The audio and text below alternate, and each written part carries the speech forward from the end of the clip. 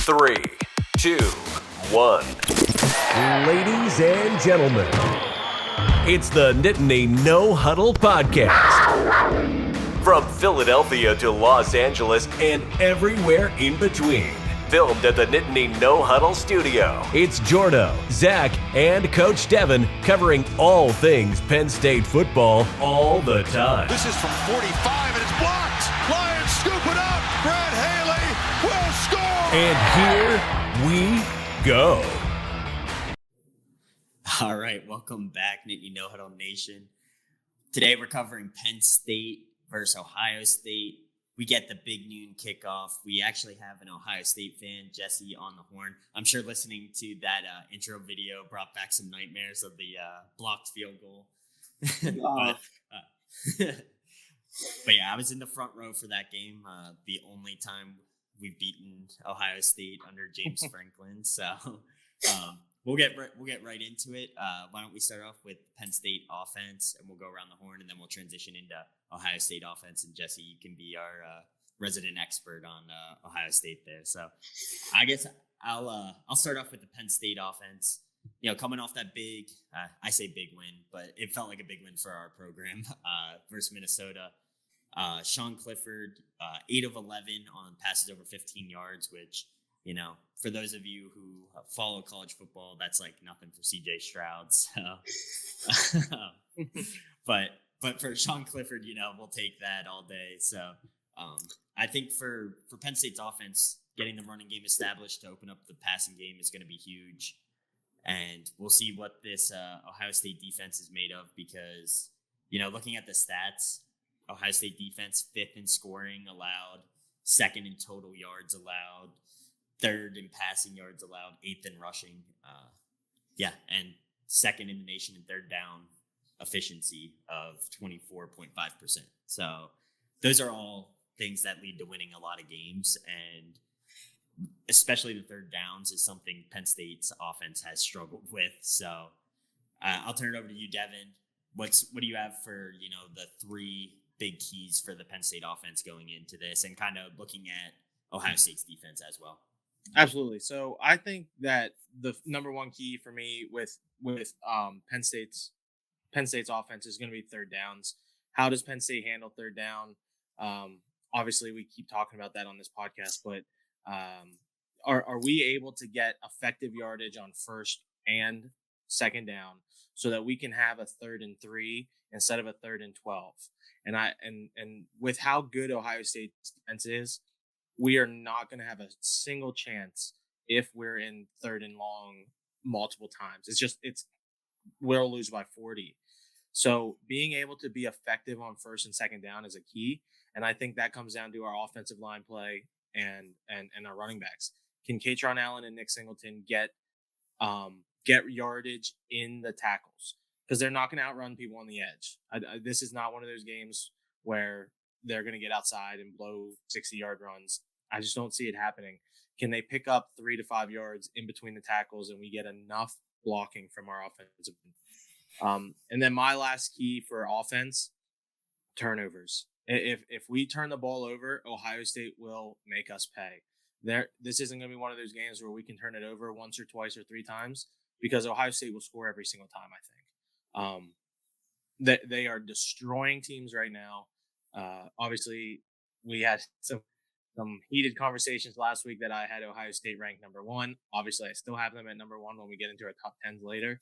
And it's solely, I know they haven't played anybody, but it is solely because they are just destroying teams. And they are feasting on other teams' mistakes and short fields and that type of situation. So I think those are my big keys is, can we run the ball? Can we be effective on third down? And we cannot turn it over. You're muted, Jordan. Sorry. You look at the Iowa game last week, turnovers were huge in that game. So prevent the turnovers, give yourself a chance. So, Zach, what do you have for us? Yeah, so I think Devin hit the most important part, which is third downs. And what I would say more generally is just the offense has to stay on the field. The offense has to sustain drives. And the Iowa game is a good example. I look at the box score. You see 54-10. think, oh man, they just murdered them. Iowa, time of possession, Iowa had the ball for 29 minutes. Ohio State for almost 31. So from a time of possession standpoint, Iowa did some good things. They didn't really do a whole lot offensively, but the biggest issue was they were 1 of 13 on third downs. So Iowa just couldn't stay on the field. And I don't want to get into the defensive side, but Iowa's defense actually did a lot of good things for in a game where they gave up 54 points.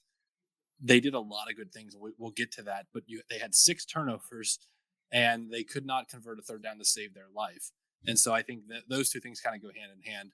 If you can't convert third downs, if you can't stay on the field, you're killing your defense, and you're forcing your offense to start to try to play catch up and start to press. And so I think Penn State has to thread the needle in terms of the balance of the running game has to be there, and you have to stick with it. It can't be one of those games where you just give up on the running game and then tell Clifford, okay, we're going to throw the ball 45 times, because they're just going to pin their ears back and they're just going to destroy him. Yeah. And our offensive line is just going to struggle to protect him. So you got to stick with the running game, even if it's not completely cooking. But the flip side is I think you got to take some shots and you got to go downfield a little bit. We saw finally with the Minnesota game, utilizing the tight ends in the middle of the field, giving Parker Washington and Tinsley some chances to go up and make plays. Because if you just try to nickel and dime Ohio State, it's not going to work, right? They're too good for that. You've got to make them respect the whole field. I'm not saying come out, guns blazing and be really risky with the ball, but just enough to make them respect some deep passes and be creative, right? I mean, we saw the Singleton screen pass. We've been calling for halfback screen passes all year and really haven't seen it. And Singleton's a great guy, guy where if you can just get him in space, look out. I mean, you got to find ways to get him the ball. So I guess to sum it up, you got to get third downs. You got to make some third downs. You got to stay on the field, right? I think this is one where the hurry up, no huddle offense really isn't all that important to me. It's more about sustained drives, stay on the field, make good decisions with the ball. You can't turn it over. To Devin's point, you cannot turn the ball over in a game like this. And then just be creative, because you're going to maybe have to show some stuff that you've been holding in your back pocket this season, because they're very good defensively. The one thing I will say is that from looking at Ohio State's schedule, and I'm sure Jordan is going to get into the Ohio State schedule for sure, but I don't think they've seen very many good offensive teams. And certainly after the Iowa week, Penn State may look like the 2007 New England Patriots, but there's a chance that maybe, the whiteout plus just having not seen some elite offensive play that Penn State might be able to sneak up on them. But stripe out, isn't it? Stripe out. Yeah, or not the whiteout. Sorry, but huge atmosphere on the road. We'll see, but I think Penn State have enough to sustain some drives and to move the ball. But it's one of those games where everything's got to be working right. You can't have turnovers. You can't have penalties.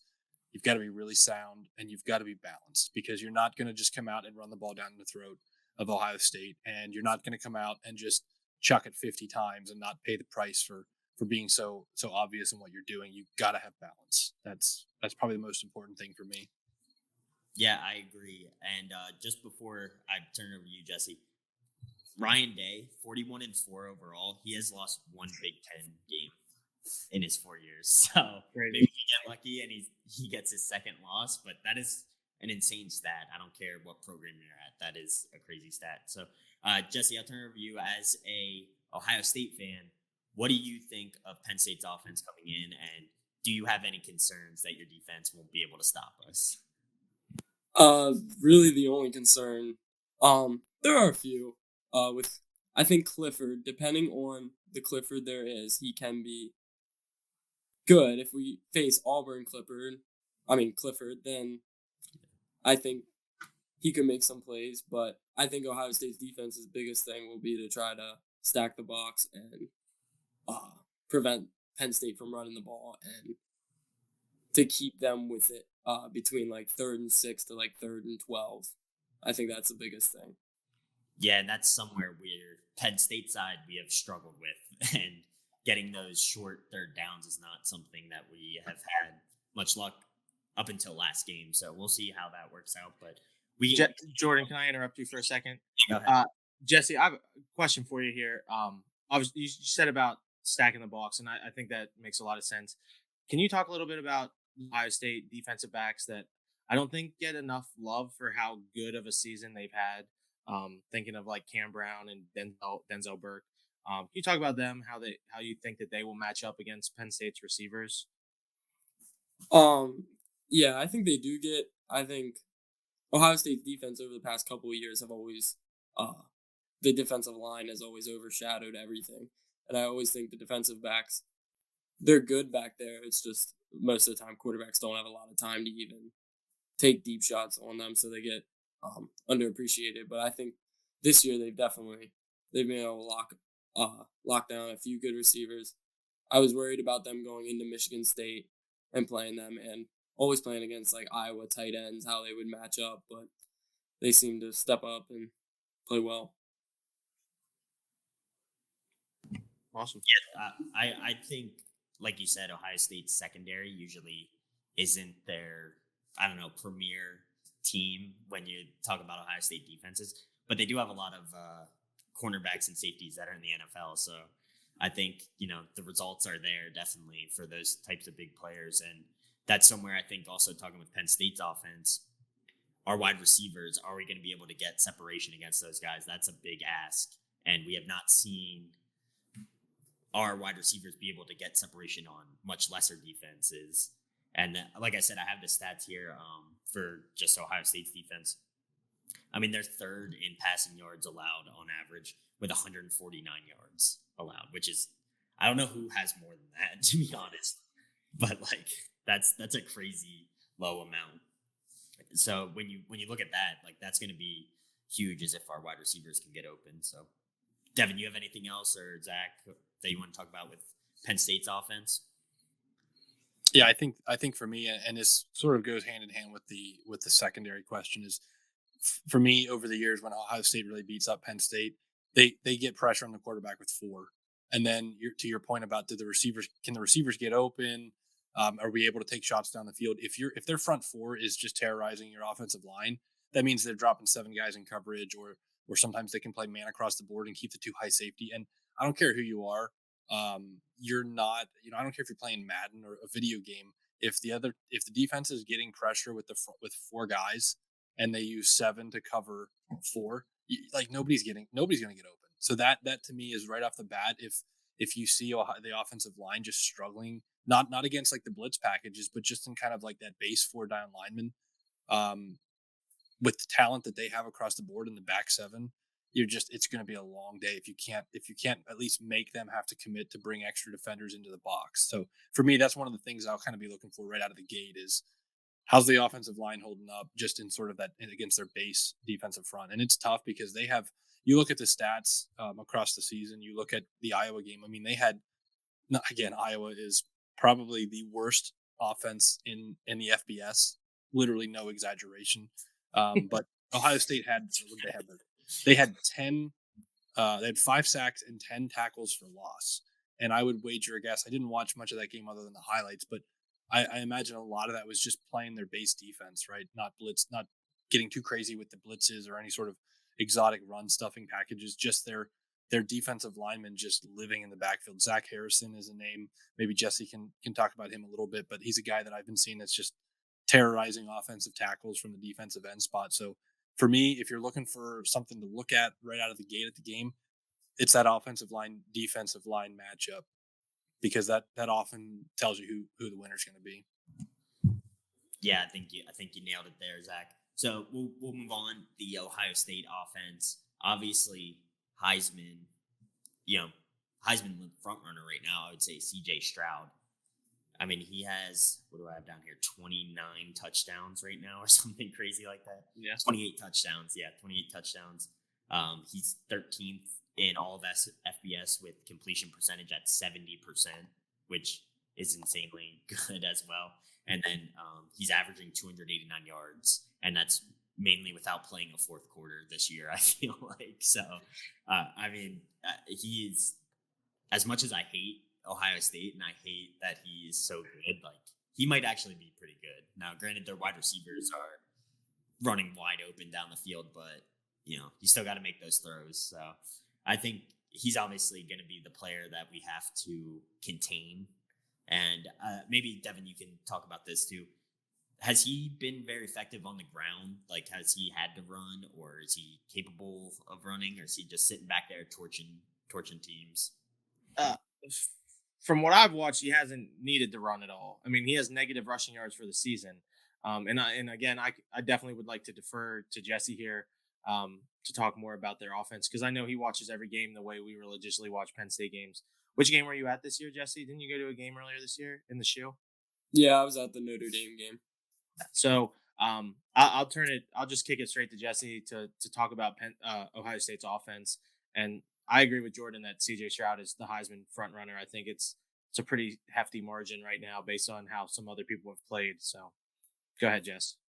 I just think the thing with Stroud is I just think he is a willing runner, but like you said, I mean, he really hasn't had to. Like the Notre Dame game, all we really had to do was, once we started to figure stuff out, was just turn around and hand the ball off to Mayan and Travion, and then every other game he's really just been able to sit in the pocket for 3 to 5 seconds and just, I mean, one of his receivers will be open for that much time, and he just hasn't. I mean, like you said, he has negative rushing yards, and it says he really only has 13 attempts this season, so. And yeah, I just don't think he's really needed to run yet. Yeah, that's kind of crazy. Only 13 rushing attempts. So, I mean, I guess when you have Mayan Williams, who's like third, I think, in FBS with yards per carry at like almost 7, you don't really need to run too much. So, and if Mayan Williams gets bottled up, boom, you got Travion Henderson. Must be nice. Yeah, maybe that'll be us in a couple of years. You know. Yeah, with Allen and Singleton. Fingers crossed. Fingers crossed. But then you also have, 2 wide receivers that are in the top 25 for receiving yard averages with, I'm going to butcher this, but Egbaka? Is that how you say that? Egbuka. Yeah, he's I think 9th or 10th in yards per game at over 100. And then Harrison's 25th with 85 yards per game. So, and then their best wide receiver is not even on that list because he was missed so many games. That's the other crazy thing to me about their offense is that, like you said, they have 2 of the best wide receivers, and they're second and third best on their team. It's crazy to me. Yeah, that's crazy depth. So, I mean, everybody's been touting this Penn State secondary. Who's Joey Porter going to cover this weekend? And, we might see, probably 2 first-round draft picks going at it this weekend. Yeah. So hopefully I hope we kind of run some man and let Joey do his thing over there, because not to be cliche with all the announcers, but he does have that length, which, if you don't have the speed, you better have the length. So, but Jesse, you have anything else you want to talk about offensively for Ohio State? I think the biggest thing, playing Penn State's defense with the way, Michigan put up like 400 rushing yards. I think that's what Ohio State's going to go to early, especially because it's in Happy Valley, to quiet the crowd, because even if it is a noon game, it'll still be loud there. Yeah. I think we'll lean on the run game early. Yeah, I think Ohio State will lean on the run game, especially seeing what Michigan was able to do with their offensive line and getting those rushing yards and really take control of the pace of the game. I think is going to be key for Ohio State. So, Zach, do you want to talk to anything about what you saw from Ohio State's offense so far versus our defense? Yeah, so Devin stole one of my talking points, which is how crazy it is that Stroud went from last year. You had 2 guys get drafted into the NFL. I think both in the first round, and actually both Chris Olave and Garrett Wilson, I think, are having pretty decent rookie seasons. And then you had Jackson Smith and Jigba, who had like 37 catches in the Rose Bowl against Utah. And you look at the stat sheet, and he has 5 catches for 43 yards right now and no touchdowns. And so for Stroud to take these young receivers and do what he's doing it's kind of crazy, frankly. Now, at the same time, these backup receivers at Ohio State are all like 5-star recruits. So it's not like they're pulling guys out of the band or something and running them at wide receiver. But still, it's pretty. You have to really tip your cap to that. for me, I look at the Iowa game, and what was interesting to me is, again, they killed Iowa, and Iowa has so much trouble on offense right now. But Ohio State didn't run the ball well at all. And maybe Jesse can talk about this a little bit because I really only saw the highlights. But Travion Henderson had 11 carries for 38 yards, and Mayan Williams, who had been killing teams lately, had 10 carries for 19 yards. Now, I will continue to say I think Iowa has an elite defense, like not just like a good one, but an elite one that is saddled with the worst offense in football. But still, it gives me a little bit of hope that if Penn State, if the Penn State of last Saturday shows up, the Penn State defense, I should say, shows up and is able to be, I don't expect them to shut the run down to the degree Iowa did, but if you can just be good enough in the run game and get into enough situations where Stroud is throwing because they have to, not because they have the whole playbook in front of them, that to me that's the key, because when Ohio State is humming, they can throw and passing down and running downs, they can pass and running downs, they kind of have the whole playbook at their disposal, and they protect the quarterback. And the discussion from earlier about Stroud running, for me, he's the type of quarterback, he's the quintessential guy that he's looking to use his feet to buy himself time and to escape to escape a blitzer, and his eyes are always downfield. So when the Penn State front four, if they bring the blitz on some occasions, when you get home, you got to get your hands on them and you got to bring them down, because a lot of times the biggest plays are the ones that happen after you almost sack the quarterback, and then there's kind of like a mad scramble and he breaks free and receivers cut off their routes, and then bad things happen. So, for me, he's really good. And he's not just like your typical good. He's sometimes when that pressure comes, he's even better because he gets out of it and then he finds somebody. And so, but yeah, I mean, I look at the Iowa game and I just think at least somebody was able to slow them down on the ground, and you have to start there, because you gotta get Stroud into some situations where it's an obvious passing down, so that you can bring your blitzers and see if you can get to him. That's your only hope, because he's obviously good enough that if you're not getting pressure on him, and his receivers are obviously good enough, even with what I think is a strong Penn State secondary, it's just pitch and catch. It's like 7-on-7 for those guys. If you're not getting pressure, you're done. So kind of, I guess, the inverse of what I said on the other side of the equation is early on, I'm going to be watching to see if Penn State, the defensive front, is able to get a little bit of pressure, maybe bring some blitz, because if you don't see that, it may mean it's going to be a long evening on the defensive side. Yeah, I think that was all, pretty spot on there, Zach, with Penn State's defense versus Ohio State's offense. I mean, it's going to come down to matchups, and gotta find a way to get the ball back and turnovers and give them long fields, make them drive the whole length, which is going to come down to our punting, which historically in these games we've had good punting, and so far this year we've had excellent punting. So I think that could be a key factor as well. Devin, you have anything else you want to cover for this portion?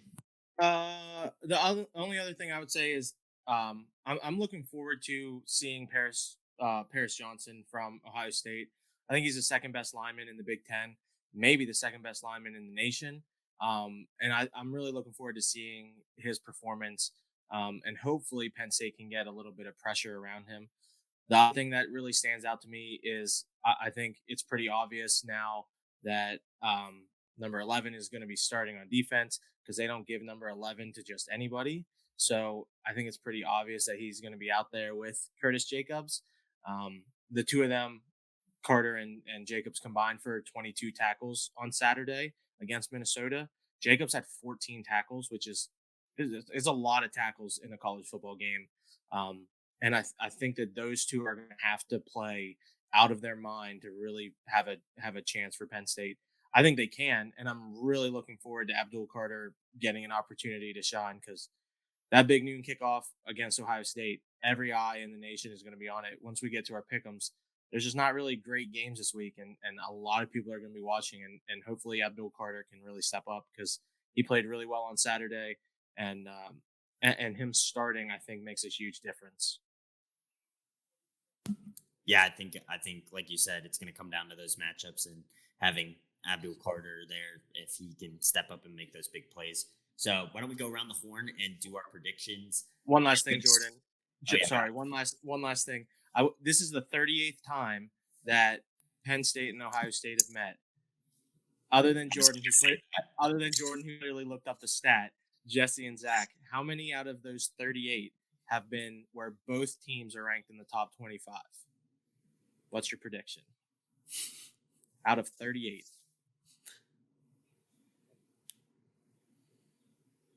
I'll say 24. Under. How many of them were pre-ranking? Yeah, I don't know. But I probably don't know 20. that stat, but 20. I think it'd be at least half of them, close to half of them. Before he said 24 and you said under, I was going to guess like 27, but now I'll go like 18. It's 21. 21. Ezekiel Elliott jersey hanging behind you, Jesse. I thought maybe you'd get 21 Close, there. close to half, but Yeah. Which is, I think that says how good this rivalry is. Even though I know Ohio State it's one of those situations where does Ohio State consider it a rivalry? Maybe not quite. But We're unrivaled, so. yeah, we're unrivaled. I'm glad that's not our motto anymore. Stupid. so here's an interesting stat. Okay. CJ Stroud has 4 interceptions. Sean Clifford has 3. Cool. Oh, And man. actually, one thing that stood out to me because Ohio State historically defensively they thrive on like havoc and just causing chaos and creating turnovers. They actually Penn State's actually doing better in the turnover department. Part of that was Northwestern, though. Didn't they have 4 turnovers in that game? Well, we had No, 4. we're winning it. We had 4. No, we're I know, winning. but I'm saying just forcing that many turnovers because we were still +1 in that game, weren't we? If we had 4 turnovers, or were No, we I think- -1? We were maybe even. Okay. I'd have to go back and look. Then We I had retract my statement. I was wrong. We had 4 fumbles, and I think Clifford threw 1 interception. And I think Northwestern might have fumbled like 3 times and maybe threw an interception. But Okay. in any event, Ohio State. I just had this up 1 second. They've only they have 7 interceptions and they've forced 5 fumbles, which is pretty good, but not great. And they're actually behind Penn State in terms of the turnover ratio. The other thing that I often look at and we talk about is the time of possession stat. And this is one game where it isn't super important to me just in terms of Ohio State often when they score quickly. But it's more important for me for Penn State to just make sure we're not getting dominated in time of possession because if you have to sustain drives and you can't keep putting your defense back out there. And I would say the big thing I would say for Penn State would be just keep making sure if it's a close game in the fourth quarter. I mean, Ohio State hasn't seen a close game since week 1, and that really wasn't too close. So that's the one thing I am worried if it comes down to late fourth quarter and it's a 3-point or 7-point game that Ohio State hasn't been in that situation all year. That's a great point actually, and it's easy to say it won't be an impact, and that we're disciplined and 110,000 fans in the stands don't matter, but I think it does, and I think you're right. You play 5 or 6 games in a row where they've just been killing everybody, and Jordan may have said, has CJ Stroud even played in the fourth quarter since the Notre Dame game? I don't know, but for me, Penn State, it's one of those games where I don't think you have to like score first and be in the lead the whole game to win, but you can't fall behind by more than like 7, maybe 10. You're just not going to dig out of a hole. So you've just got to stick around and keep it close. I think that's the key. If you get down by 2 touchdowns or more, it's going to be way too hard to dig out of that hole. Yeah, I agree. So are you guys good to do pick'ems now? Yep, Or I'm ready. The prediction. So I can lead off. I think it's going to be a close game. I think both teams are going to score because that's just how these games typically play out. And I think the weather is supposed to be pretty nice, noon kickoff. So I'm going to go with Ohio State 35, Penn State 34. Cool. Wow. That's an extra point. Oh, I would lose my mind if Jake Henniger cost us this game. I would lose my mind. I'm calling it. I'm telling you, it's going to happen. I can go next. So I agree with a lot of what Jordan says. I think Penn State will be able to score. I don't think they can stop Ohio State. I think Ohio State's just going to be able to score pretty much at will. So I'm going to go Penn State 21, Ohio State 36. I tried to pick a really random score, 36. Scoregami over here. Yeah. Zach, what do you got? So I've got Ohio State 38, Penn State 27. I'm largely tracking with you guys. I don't think you stop Ohio State. I think you maybe slow them down. But I do think defensively they're good, but not like otherworldly or not like super elite. And the home crowd, and I think Penn State will be able to move the ball and make some plays. It's just not enough. Unfortunately, it's going to be one of those games where maybe if you get, going back to 2016 with the blocked field goal touchdown, you kind of need. I hate to use the word fluke because we've been told over and over that was a fluke win, but you need to make some plays happen in some non-traditional ways. That's what we'll say. You gotta make some things happen, whether it's special teams, a big defensive turnover, something. You got to get something that you like don't typically get. Nah, I agree with you. All right, Jesse, what do you got? How high are you going here? I got Ohio State 42, Penn State 24. Ooh. Probably realistic. Probably. But I do think, I think Ohio State is probably going to win, but I'm hoping we can keep it closer than the last couple of years have been. So I'll say that. Do you guys have anything else you want to talk about with Ohio State before we move on? I don't think so. I will say, if Ohio State wins, and I have to check who they're tied with right now, but they will go into sole possession of second in total wins by any program behind Michigan. Interesting. They might be tied with Notre Dame right now, I think. That makes sense. But they're also number one in win percentage with 73% winning percentage lifetime. And they have been in the AP top 25 in their entire history 959 weeks. Which is a lot of weeks. That is a lot of weeks. It's the most in NCAA history. So just a few Ohio State facts for you. Real question is, what kind of reception is Urban Meyer going to get with the Fox Big Noon crew in Beaver Stadium? I don't know. Maybe they'll be asking him to come there. Might get a contract offer at halftime. Maybe Big Noon will buy out Franklin's contract. They're probably the only ones who can afford it, to be honest. But all right, Devin, you want to take charge of this one? We're going top 10s, right? Yeah, I can go first. So like I said, I fully expect that Jordan's going to be mad at me again, but I kept Ohio State at number 1. They are just annihilating teams right now. Yes, I know they have not played anybody, but they are annihilating teams. 2, I have Michigan, didn't play this week. 3, Tennessee, didn't play this week because they played some nobody that no one's ever heard of. 4, Georgia. I think everyone is pretty much in unison, and you'll see our top 10s here. I think everyone's pretty much in unison that those are the 4 best teams right now. I still think Alabama works their way back up there, but for now, I think those are the 4 best teams. TCU at 5, another incredibly impressive gutty win to be down. What was it, Zach? 28-10, and to come back and win that game. Yeah, I know Kansas State had 13 quarterbacks get hurt, but still, I mean that's a gritty win. Clemson 6. I was really impressed with Syracuse, and I thought Clemson found a way to win. I was bummed that Uyunglele got benched because he was kind of my sleeper Heisman guy that we talked about on the podcast a few weeks ago. Clearly not going to win the Heisman now if he gets benched as soon as he does one thing wrong. And then 7, Oregon, big win. 8, Alabama. 9, Oklahoma State climbs back into the top 10 thanks to some teams losing. And then maybe a kind of a hot take here. I have Penn State back up at 10. I still think that even though I think we suck, I think everybody else sucks. So, I mean, if it a little less, we suck a little. It's like our defense. We bend, but we suck a little less than everybody else. So, I'll throw us at 10 and live with it, I guess. So, Zach, you want to go next? Yeah, absolutely. And I think there's a lot of similarities in our top 10s just in terms of the tiers. I think you're right on the money with the top 4. And then we got TCU, Clemson kind of hanging out in the next tier. But I've got Tennessee at 1. I put them there after the Bama win. I got to keep them there until something happens.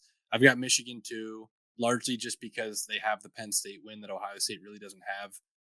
With if Ohio State comes up with a Michigan level, a Michigan type beatdown of Penn State this week, then you'll probably see something switch for me. But I've got Michigan 2, Ohio State 3, Georgia at 4. I think Georgia's in a good spot where they had a couple unimpressive wins and everybody threw them aside, and they just keep chugging along.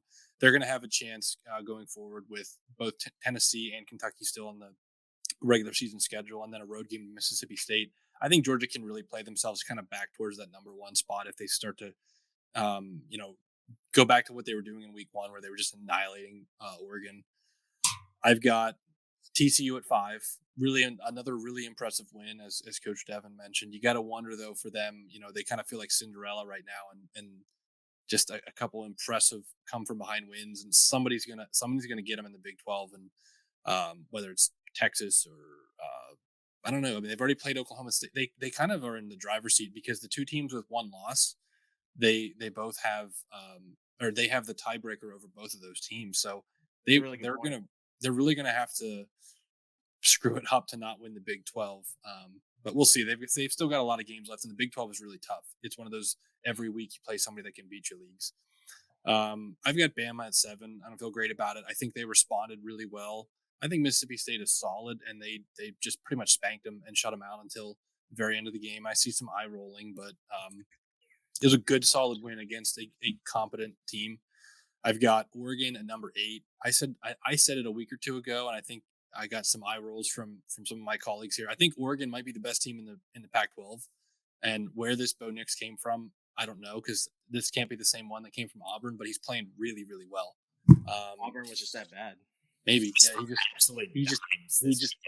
Yeah, he just got the Auburn stench off of him or something, and now he's a brand new man. But just imagine Oregon played with Georgia that first game. Like if that game was close, Bo Nix would be in the top 3 or 4 Heisman guys. He might be to some people, but yeah, and they'd probably be ranked bad in that game.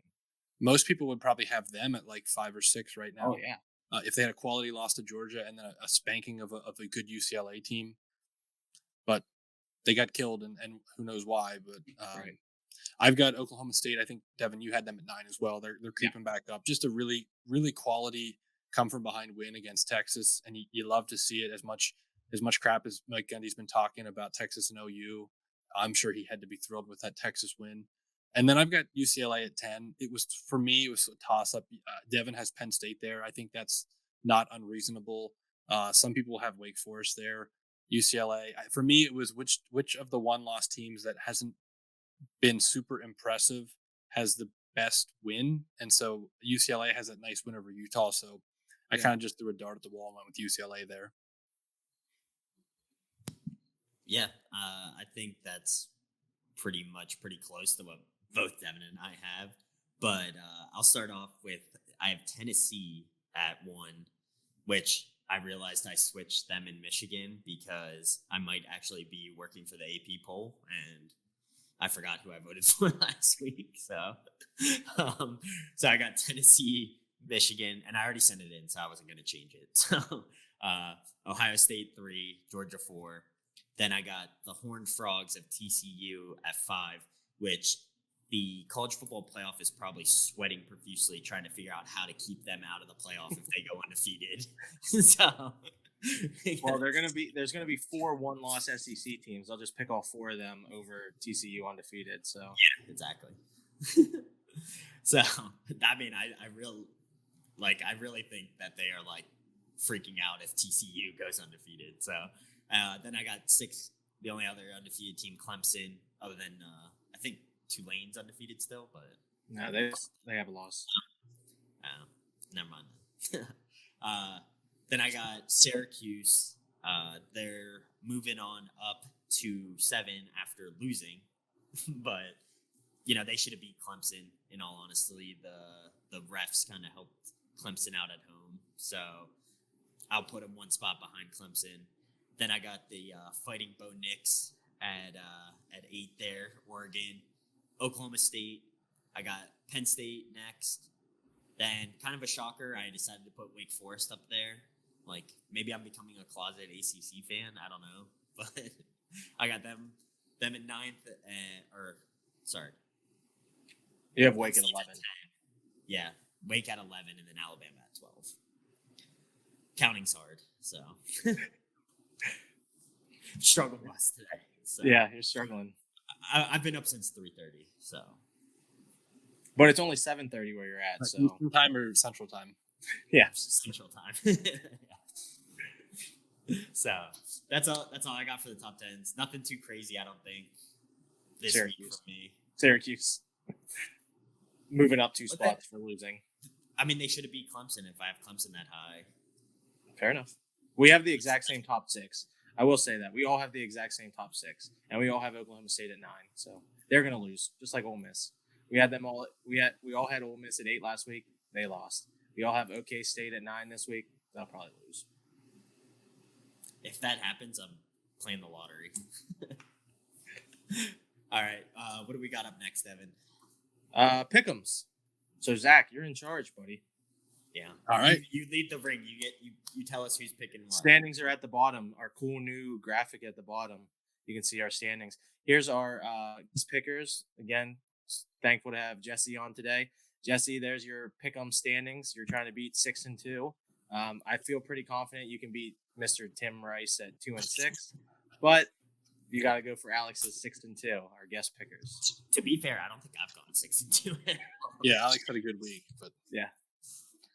All right. Well, we'll start with the first game with the fighting number 7 Jordo Syracuse Oranges. They have a home matchup with Notre Dame. Syracuse, for what it's worth, is favored by 3 points. So we'll start with Jordo. Syracuse by 1 million. I don't even know if Notre Dame shows up. To be honest, I think they win by like 14. Coach Devin. I'm gonna go Syracuse too. I kind of agree with Jordan. I think Syracuse bounces back. Playing in the dome is tough, and I just other than the first half against Ohio State, Notre Dame has not looked good. So I don't think that they're real or legit. So I'm going Syracuse as well. I think this could be a big letdown type game after the sort of semi heartbreaking loss at Clemson. So it's one of those games where you just don't know how they show up. We'll see. I think Notre Dame has been kind of crappy, so I don't feel too confident in picking them. But I could see this being kind of an ugly slugfest type game in the Carrier Dome, because I think that's kind of what they all are in the Carrier Dome. Yeah. So Jesse, who do you got, Notre Dame or Syracuse? I got Syracuse. I'm hoping Notre Dame, just because it makes Ohio State's win at the beginning of the year look better, but that just keeps looking worse and worse by week. So I got That's the reason Syracuse. I don't have Ohio State highly ranked. So a clean sweep across the board.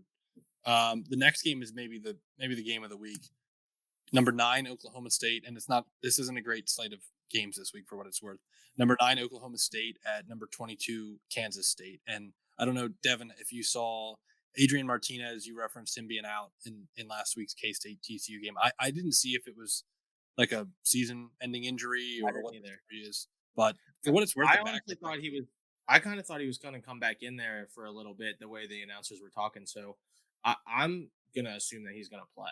But Yeah, I hadn't heard that it was bad, like it was season ending. But for what it's worth, the backup actually played pretty well. The Yeah. problem was the K-State defense in that particular game. But in any event, number 9 Oklahoma State at number 22 K-State. We'll start with you, Jesse. Who do you got? I got Oklahoma State. I think. Texas they beat last week, but Texas, I think they are better than what their ranking is. I think they have a lot of talent, and they still beat them. So, and with Coach Devin? K-State's question at quarterback. I like it. Coach Devin, who you got? So I'm gonna go with our voodoo magic here, and I'm gonna take K-State since we all have Oklahoma State ranked at number 9. Gonna go K-State. I think they win, but I think it's close. And Zach, you kind of hit on this. The Big 12 this year is just so deep. I don't think any team is elite.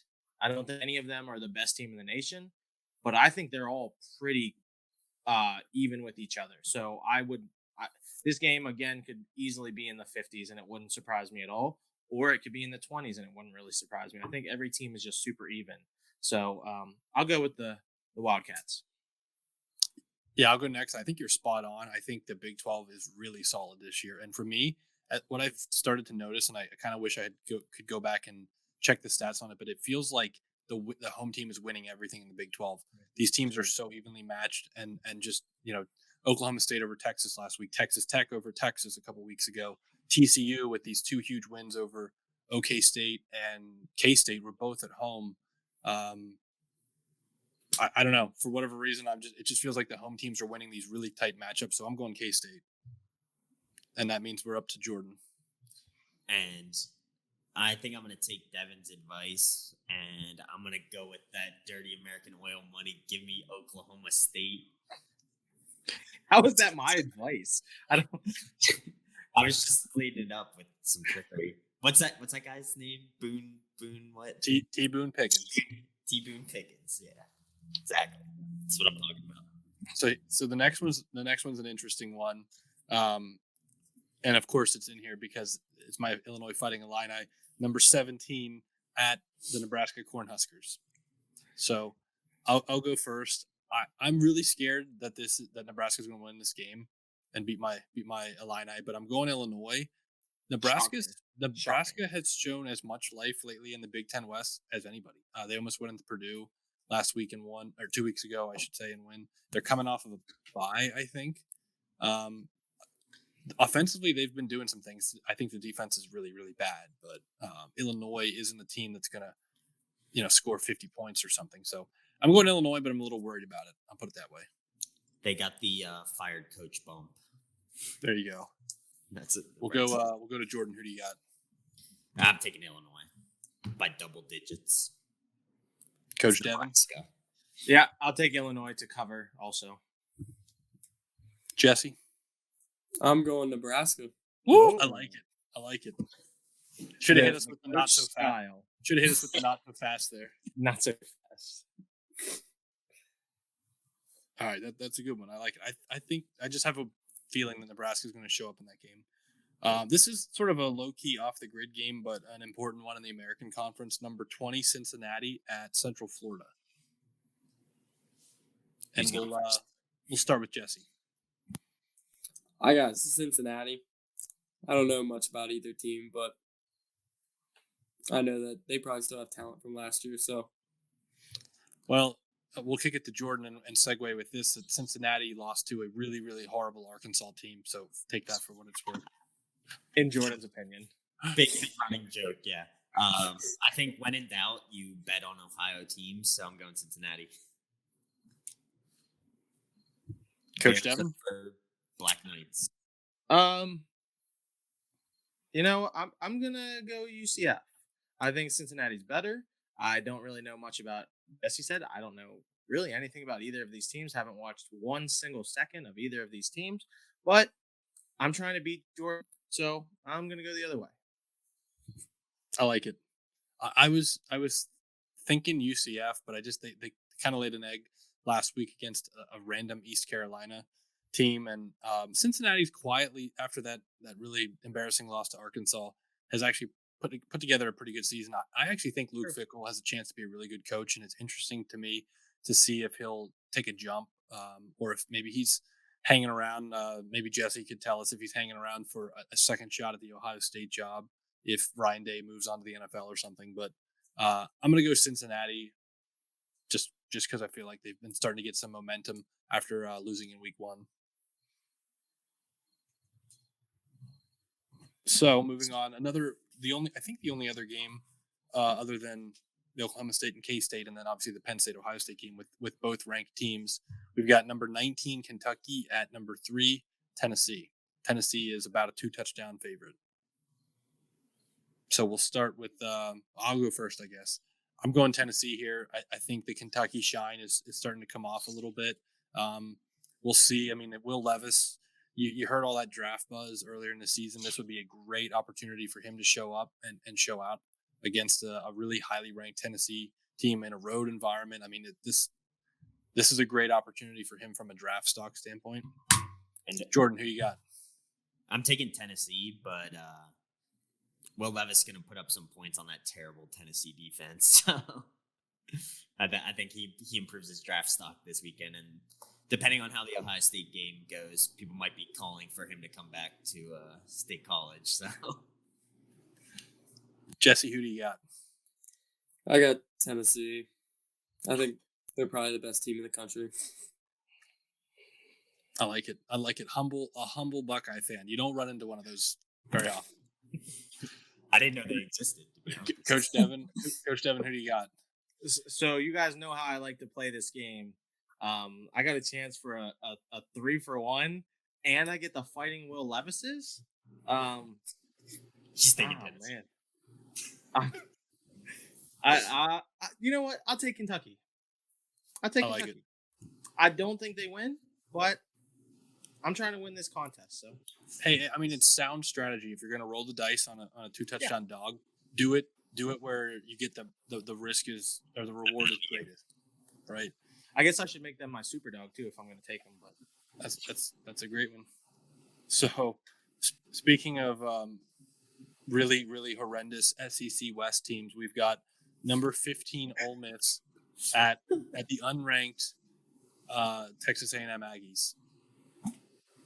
Oddly, Ole Miss is only a 3-point favorite, so take that for what it's worth. We'll let Devin start this one off. Is this even a question? Like, you don't know who I'm picking?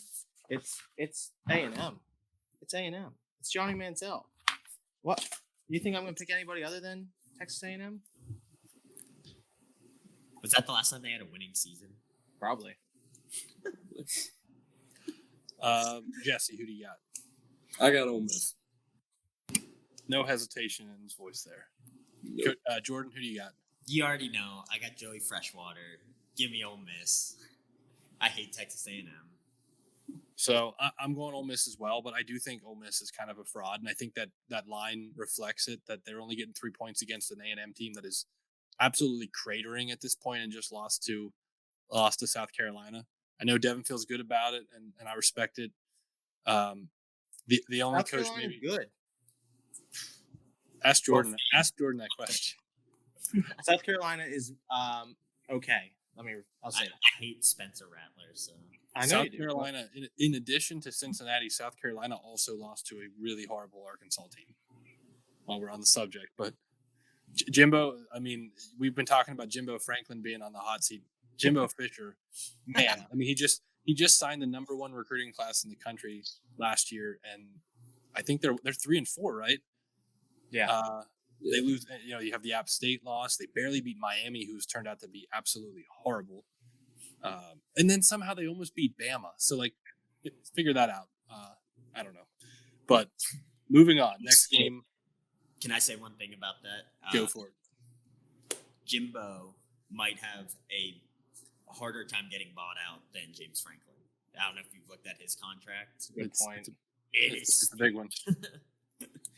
Gonna need some Texas oil money to come over there. I mean, the parallels are there for Franklin too, because Fisher can say, like, I got the number 1 recruiting class in the country. Like, fire me, and these guys are all gone. They're going somewhere else. Like, give me some time to develop these guys. I don't know. I mean, won a national title with Florida State. Yeah, I mean, he's got a little bit more. Yeah, he's got a little bit more to fall back on. But in today's like win now environment, it could get ugly down. I mean, if they lose this game, they're what, 3-5? Are they going to go to a bowl game? Yeah, they'll be all right. It could get ugly, but anyway, moving on. Auburn, so they'll be fine. Speaking of Texas teams that have been the bane of Jordan's existence this year, we've got an unranked, but I think a pretty interesting matchup: Baylor at Texas Tech. Texas Tech is favored that I saw by 1 point. So I'll go first. I like Texas Tech, and purely because I'm sticking to my Big 12 game, go with the home team theory. So, Coach Devin, who do you got? I think I'm going to go Texas Tech also. I feel like this is maybe a safer one, and like you said, the Big 12 is deep, so I'll go with the home team here. So I'll go shoot Jordan. them up. Jordan, who do you got? Not so fast, my friends. I'm back on the Baylor train. Give me that Baylor. Should have brought my Baylor t-shirt down here. I'm in Texas, so I'm going Baylor, not Texas Tech. Okay. Both. I'm going Texas Tech. don't know much about either team, but All you need to know, Jesse, is that Jordan owns a Baylor shirt, so he picks them every single week. And they But I didn't pick them last week and they lost. Yeah, but he didn't pick them last week. And I'm like 0-5 on the season when Baylor is involved in a game. You know what is interesting though, Jordan? Baylor lost to BYU. And BYU has lost that. And BYU lost to a really, really bad Arkansas team. lost to everybody. They lost to a really bad Arkansas team. Yeah. All right, final game. We've got a really bad Arkansas team at Auburn. A really bad Auburn team. We've got an ugly SEC West matchup. I didn't originally have this one on the list, but it was requested by popular demand. So we're doing Arkansas 4-point road favorites at Auburn. Jordan, who do you got? Give me that home dog. Give me that Auburn. I hate Arkansas mainly because Zach liked them at the beginning of the season, so now I have a vendetta against them. So give me Auburn. Like them at the beginning of the season. I'll go next, and I'm picking Arkansas. Woo Pigs. I'm about to steal some points this weekend, boys. Coach Devin, who do you got? Hey Siri, flip a coin. Arkansas is heads. Oh, it's tails. Auburn it is. All right, Jesse, last but not least, our last game, who do you got? I'm going Arkansas to go on the road. I like it. He's like, if Auburn lost to that trash Penn State team, they must be really bad. All right, well, not certainly not the quality of games that we've seen the last couple weeks, but we'll see. Got a lot of interesting different types of picks there, so we'll see how it shakes out. Superdog Zach, I know Jordan doesn't have one. Jesse, I didn't tell you to prepare one, so you're off the hook. But I know Zach probably has one. I have one too. Why don't you lead us off, Devin? So because of our unofficial rules that we don't really have, I think Coastal Carolina beats Marshall and they're underdogs, but they're only 2-point underdogs, so I'm not going to take that one. Doesn't count. I know. So instead, I'm going to take my UConn Huskies again, who almost got me an outright win 2 weeks ago. Ended up losing it. Yeah, not quite. Not basketball season yet. 2 weeks. But they play they host Boston College, and they're 8.5-point underdogs. So I'll take them to win outright. I'm on a hot streak on Superdogs. I'm in last in our pick'ems, but Superdogs are on a streak. I got Duke last week. I'm just gonna keep picking basketball schools. Duke, UConn, let's go. I like it. I'm trying to remember who my Superdog is. Oh, I guess I also have Kentucky, another basketball school. So this is an interesting one, but I am predicting that West Virginia covers the 7.5-point spread at home against TCU and potentially outright wins. Wow. I disagree, but wow. I honestly forgot West Virginia was in the Big 12. Have they won a game this year? I feel like I haven't heard it. They beat Baylor. Yeah, they beat Baylor on Thursday yeah, night. Of course they did. I feel like TCU is just like riding high with humongous home wins, and now they gotta take this road trip up into the mountains and into wrong turn territory. And I think West Virginia pulls the upset. I have no idea why, but we'll see what happens. So what's the limit? 3.5 points? Is that? Our unofficial was, I think, didn't we say it had to be 7 points? It should be like a touchdown game. Yeah. I was gonna go Pitt over UNC in a. You can take that one. There's not a lot of games this week, so. I was gonna say in a real Big East, former Big East basketball matchup. I don't think UNC was ever in the Big East. Oh no, I was thinking UConn. Yeah, cardiac from count. earlier. Yeah. You need to go to bed, buddy. Well, if you notice any mistakes, make sure to subscribe. And if you don't notice any mistakes, make sure you also subscribe. I think that's all I got. Do you guys have anything else before we sign off? No, thanks a lot, Jesse, for coming on. Appreciate getting an Ohio State fan. For sure. Thanks for having me. Hopefully, you're very disappointed on Saturday. Let's hope not. But that's all I got. Zach, do you have anything? Nope. All right. We'll see you next time. Thanks for watching the Nittany No Huddle podcast. Check us out on Instagram, YouTube, and Facebook. Podcasts are posted weekly on YouTube, Spotify, and Apple Podcasts. Make sure to like and subscribe so you never miss one of our new shows.